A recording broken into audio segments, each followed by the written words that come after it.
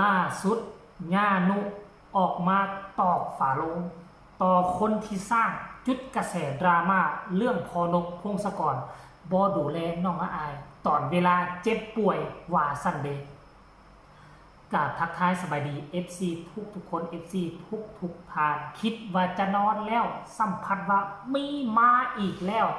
บุคคลสุดท้ายที่เพิ่นเว้าเอาไว้ตั้งแต่ตอนเช้าๆบอกว่ามือแรงนี่จะอัดคลิปตอกหน้าคนปัญญาอ่อนที่ออกมาวิพากษ์วิจารณ์ตำหนิติชมแห้งไปยังพอนกพงศกรโดยที่ตนเองบ่ฮู้หน้าบ่ฮู้หลังงานุออกมาอัดคลิปครั้งนี้คือสัตว์ละเอียดยิบละเอียดยับแจ้งถึงปัญหาเรื่องราวมือคืนนี้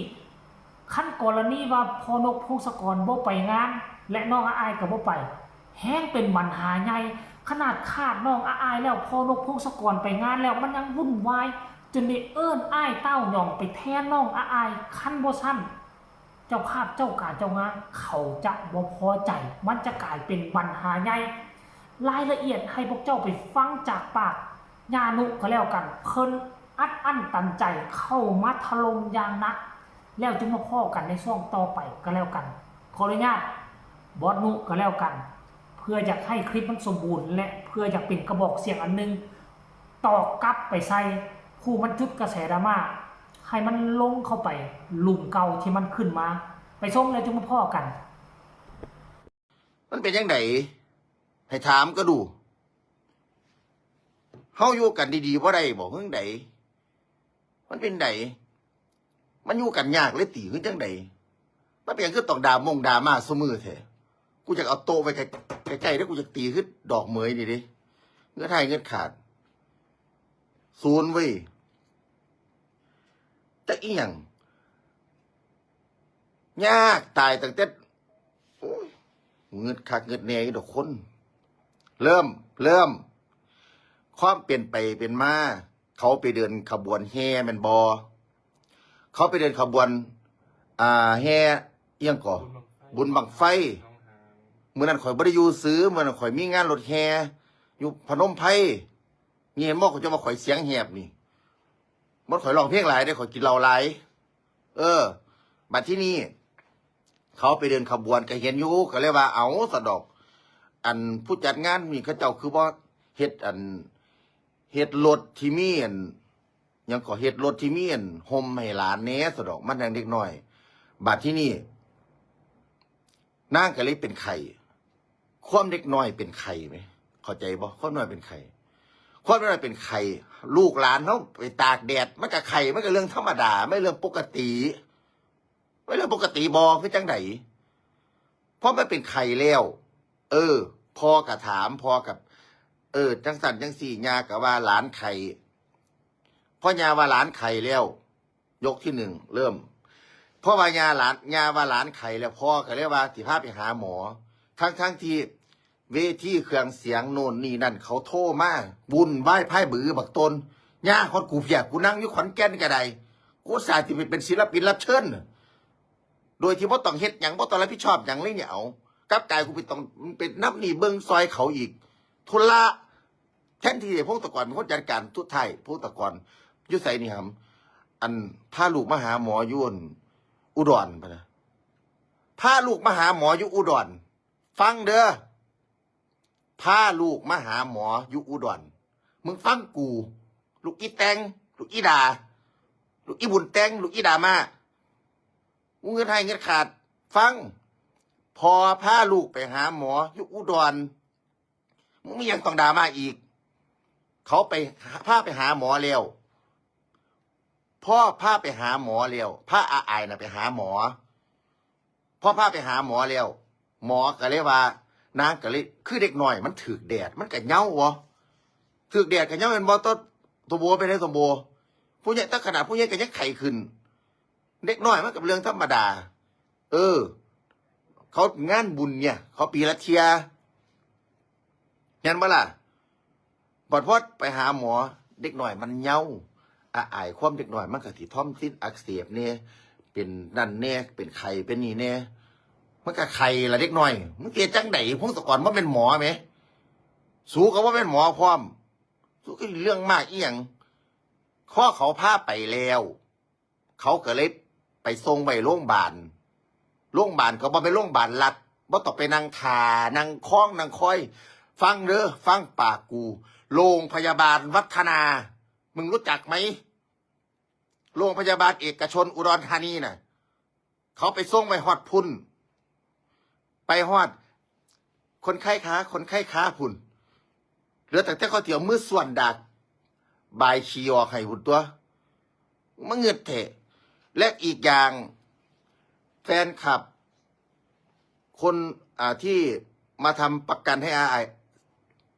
ไอมีประกันนอนโรงพยาบาลพร้อมนางมีประกันนอนโรงพยาบาลฟรีโดยที่บ่ได้เสียเงินจักบาททุกเข้าใจบ่สู้เฮ็ดไว้ไปชีวิตสูนั่นนึกสู้ไปต่อแถวโรงพยาบาลรัฐอยู่บอกคือจังไดโอ้ยเงือดให้เงือดขาดเว้ยพอไปส่งโรงพยาบาลแล้วหมอก็เลยว่าอาการมันยังบ่ค่อยได้ดีขึ้นนั่นพี่ระดาว่าหนูกับใครเพราะอาการมันยังบ่ได้ดีขึ้นนอนโรงพยาบาลในบ่หมอเขาก็ถามก็เลยว่านอนใดผู้พอเลยว่านอนใดผู้พอกะทีเพราะว่าต้องไปงานลูกกับไปงานบ่ได้แล้วกุมปิดกับเปิดกุมให้คนเข้ามาแล้วสิเอายังให้คนเบิงย่าควัดเต้าหยองน้องเต้าหยองไปรับเชิญแต้วกลับมาหอดบ้านผู้อ้ายโทรนำว่าอันหยองน้องไข่กลับมาขึ้นไล่สวนน้ำอ้ายเนี่ยก็มาขึ้นเวทีน้ำอ้ายเนี่ยเต้าหยองเนี่ยครับรถไปพูดยาวยกความดีความชอบให้น้องคนน่ะ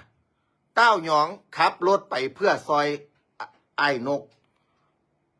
แทนอ้ายเพราะอ้ายบ่สบายเขาโรงพยาบาลเข้าใจไปบัดนี้เขาก็ขึ้นเขาก็ต้องกลับมาขึ้นคอนเสิร์ตลูกอยู่โรงพยาบาลหมอเป็น100ยากะอยู่สูเสียพ่อไปนั่งเฮ็ดหยังมันเฮ็ดหยังบ่เป็นมันฉีดยาก็บ่เป็นเนาะกูเงินให้เงินขาดสูอยู่คิดได้จังไดเอา